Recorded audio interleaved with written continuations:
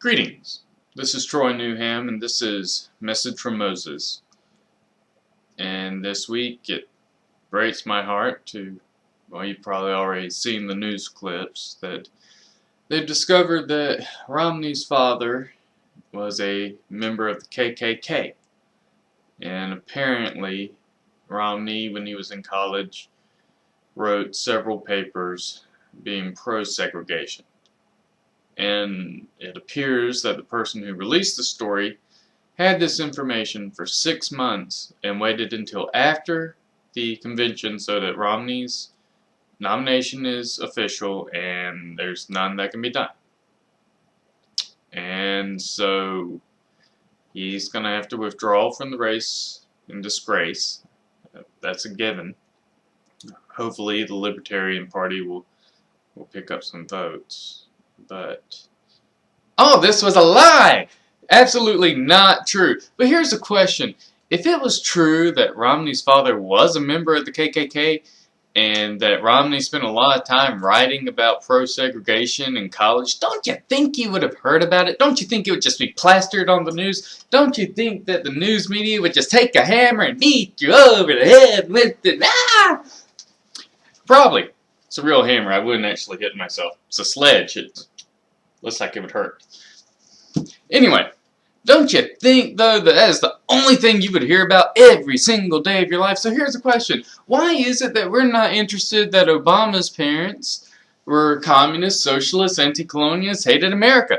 Why don't we know that his grandparents, his maternal grandparents anyway, don't know about his paternal grandparents, but his maternal grandparents hated America? Why don't we hear about the fact that when he was growing up, he had a mentor who was a communist who hated America? Why don't we hear that when he was in school, he hung around with communists who hated America? Why don't we hear that when he graduated school and he started hanging around with people, he hanged out with people who hated America? So, you know, he went to church, and guess what? The church guy was an anti-colonialist who hated America. So why do we not care? Why is this irrelevant? Because like I said, if you had this information about Romney, this is all you would hear about. All you would hear about is, oh my God, Romney's father was a member of the KKK. He was raised by a man who hated black people. How could he possibly not be a racist? And yet we're not allowed to question it.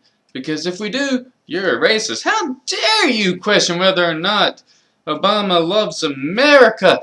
He was an American boy and something. He grew up in a different country. He spent most of his formative years over in Indonesia. Indonesian culture, not the same as America. It's not even like remotely the same. Like, yeah, okay, we're kind of similar. Like maybe he grew up in England, you know, England, America, kind of similar. No, Indonesia's pretty different than America, isn't it? Now, that's not the only thing I'll hold against him, but what we have here is we have someone who was raised in a culture other than our own by people who hated America. He spent all his time around people who hated America, doing drugs and writing papers about how we need to get rid of all the nukes and how wonderful the world would be if it was nuclear free, which will never happen because all that will happen is then Russia and China and apparently Iran will now have nuclear weapons. But my question is, where is the newscasters? It's just like all this crap that's happening over in the Middle East. You know, Romney says, how dare they issue an apology to the Muslims and not stand up for free speech? Well, you know what? That's exactly what they should have done. They should have all fallen to the man than say that free speech is a bad thing. Like, oh, we're sorry that we used our free speech and it upset you. Please don't hurt us. I mean, God, we don't want that. We're Americans. The hell with that. We believe in the freedom of speech.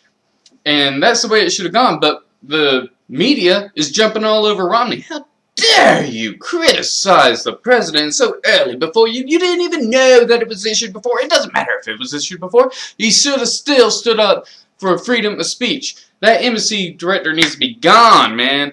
Just like that. And meanwhile, what do they ask Obama? Do they ask him, what are you going to do about the Middle East? No, they say, how do you feel about Romney criticizing you about the Middle East? Isn't this a wrong bloody thing to be asking him? I mean, quite honestly, it's not as import what Romney's saying. He needs to be telling American people what he's going to be doing. Instead of going off to Las Vegas and fundraising, he should have been at the White House. It would have been better for him, publicity-wise. Be like, no, cancel all of my fundraisers. America needs me! You know, that's what he should have done. It would have played great. Would have been great, you know? Hell, who could have said anything bad about him if he did? But he didn't. Instead, he went over there and fundraised, right? Because he ain't got no clue about what to do.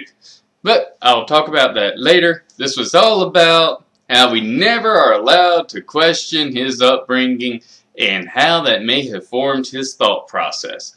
Anyway, so, again, I am Troy Newham. I am the author of 2084, The Search for Love, Hope, and Faith.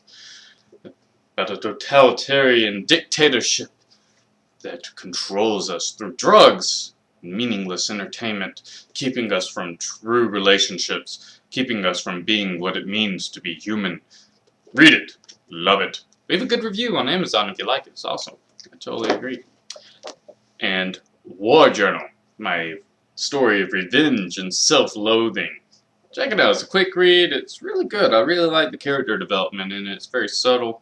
It's nice. I also maintain a blog at swampfoxpress.com. That's swampfoxpress.com.